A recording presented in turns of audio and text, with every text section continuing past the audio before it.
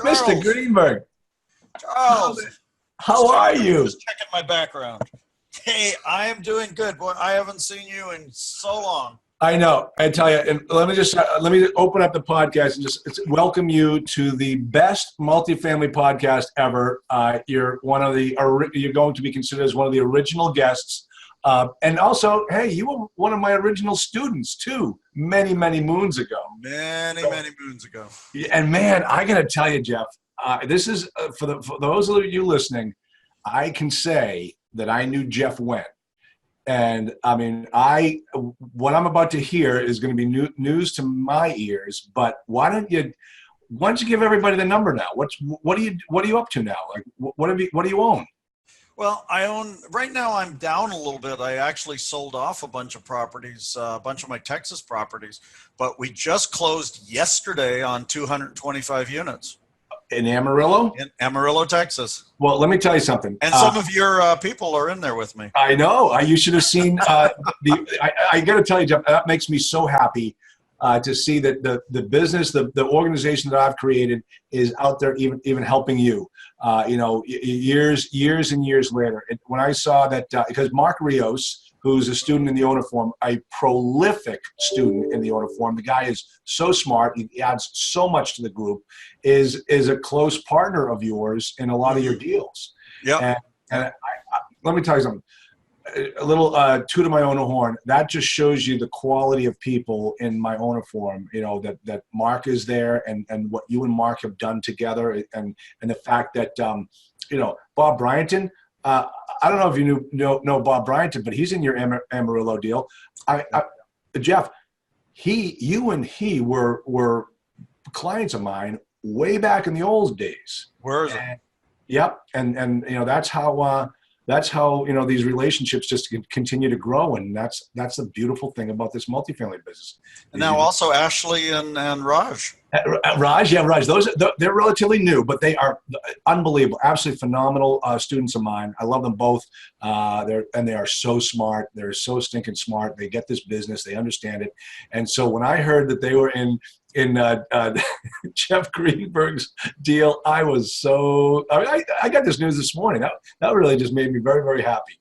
So that is very cool. Very, very cool. Yeah, we're definitely excited about it, and it's going to be great. So what has happened to you over the last coming up on 10 years now, Jeff? Mm-hmm. What have you done since that time? Okay. Well, as far as on the GP side, I've owned at least another 100 or so units. All I'm involved with right now is those four properties, the one we just got in Amarillo, which is the 225 units. I've got the others are student housing. I got 28 units in 28 units in Ohio, 20 units in Arizona, and 36 units in Georgia. But those are all student housing. So how do you like the student housing business? There's about 300 beds of student housing. Okay. I like the student housing for a particular reason. Is we find that other people mess it up and we can take advantage of it. Oh, that's really interesting. And that's what we did on my Georgia property. It was 30% occupied. It's 36 units, all 4.2s. Okay. 1999 product, so it's not old. Oh, that's good to hear. But it was 30% occupied, or at least it was 30% economic occupancy. It was about 48% occupied. Okay. We bought it out of foreclosure. And now it's at 100%, and we're selling it for about 4 times. Oh man, that's fantastic. So that's the one thing I like is somebody totally screwed it up. They had management in there that didn't know what to do with student housing. Yeah, and that was it. The Arizona one is similar. That it was underpriced mainly because it was not a student housing management company, and they really didn't know how to do it. And that one's doing a little struggling as well, but we're really pushing on that one to get that one all leased up. Excellent. But the thing is with the student housing, it's easier to mess up. And nowadays, everybody's looking for value add, but not as many people are looking for value add student housing.